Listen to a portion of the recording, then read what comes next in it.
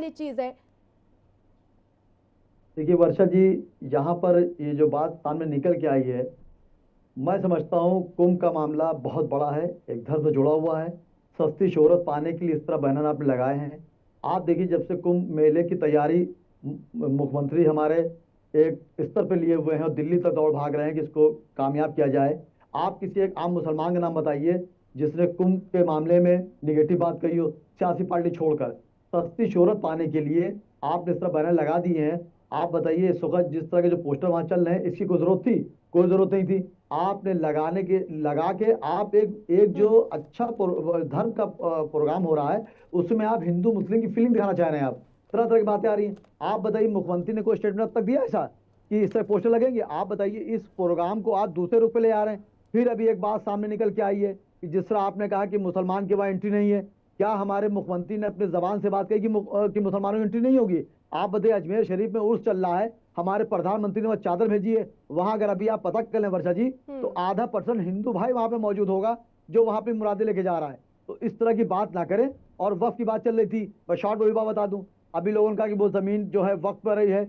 आप बताइए, इस तरह इस वक्त एंड टाइम पे जो युद्ध स्तर पे मुख्यमंत्री हमारे काम कर रहे हैं, और 13 तारीख को कुंभ शुरू होगा, 26 से शुरू होगा। हम्म। आपने कहा कि वक्फ की जमीन पर है, उसको वहां खाली करिए। ये अगर इस तरह की बातें करने की जरूरत इस टाइम नहीं, किसी भी ने भी स्टेटमेंट उठाया। और मुसलमान ने 1857 में जब जंग छेड़ी गई थी आजादी की, और 1947 तक और आज तक मुल्क के लिए सिर्फ कुर्बानी दी और कुछ नहीं दिया, उसको इससे कुछ नहीं मिला है। तो इस तरह की सस्ती शोहरत पाने के लिए मुख्यमंत्री का एक एजेंडा है। मुख्यमंत्री ने को अपनी जबान से बात कही तो बताइए आप। हम्म। आप इस पोस्टर को लगा के, जाहिर सी बात, अभी हम धर्म गुरु, हम मुझे बहुत अच्छी बात कही, उनका लब्बैक अभी उन्होंने भी कहा, भाई साहब ने भी बिल्कुल सही कहा।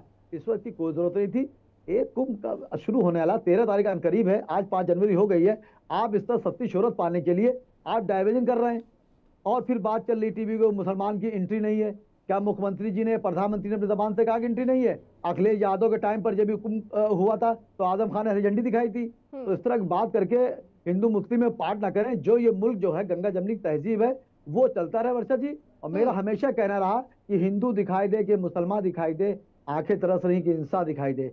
तो किसी के धर्म का जो मामला है, हमारे वहां भी हमारे नबी ने फरमाया है कि मुल्क की वफादारी आधा ईमान है। और किसी के धर्म को बुरा मत कहो, वरना तुम्हारे धर्म को अगर वो बुरा कह देगा तो तुम गुनहगार हो जाओगे। बिल्कुल। तो हम ठीक इसका कहा आपने। लब्बैक कहते हैं, लेकिन इसे सस्ती शोहरत पाने के लिए हम्म। इस तरह दो समुदाय को बीच में झोंके ना, कि हम्म। आम हिंदू आम मुसलमान परेशान हो और मुल्क की तरक्की में रोड़ा पड़े। रावत साहब, क्या ये कोई फेम गेम जी भी हो सकता है क्या? आप मानते हैं कि ये आतंक था? देखिए, देखिए वर्षा जी, जो आने वाले कल के मसाइल हैं, सोचिए उस कल से क्या मिलेगा किसी को जो कल गया।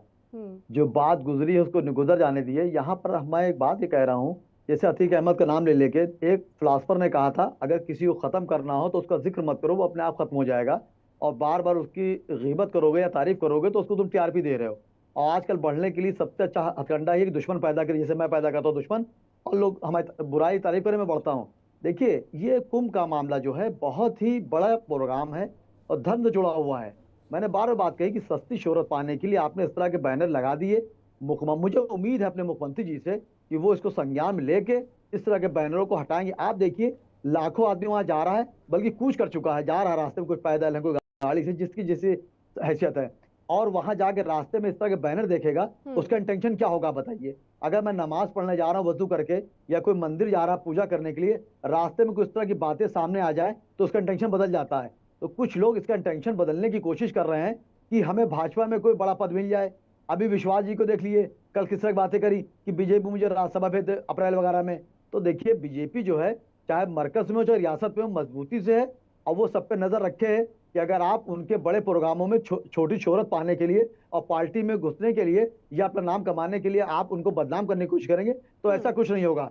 और मैं हमेशा, आपका भी नेशनल चैनल है, मैं इसके द्वारा कहना भी चाहूंगा कि इससे सस्ती शोहरत पाने के लिए एक आप समुदाय को टारगेट मत लीजिए। आप इस तरह की बातें कह देंगे, आम मुसलमान की दिक्कत हो जाती है। आप बाजारों में जाइए, हिंदू मुस्लिम को बिल्कुल फीलिंग पैदा कर देते हैं इस तरह के बयान देख के। हम्म। और जब तक हमारे वजीर आजम या वजीर आला अपनी जबान से कोई बात नहीं कहेंगे, मैं नहीं मानूंगा। आप देखिए, हमारे प्रधानमंत्री जी ने अजमेर शरीफ में चादर भेजी, कितनी मुखालफत हुई, वहां के लोगों ने कहा नहीं भेजना चाहिए, लेकिन वो भेजा, क्योंकि वो दरगाह ऐसी है ख्वाजा गरीब नवाज की कि जो लोग वहां चले गए और वहां की धूल भी लिया है तो अर्श में पहुंच गए।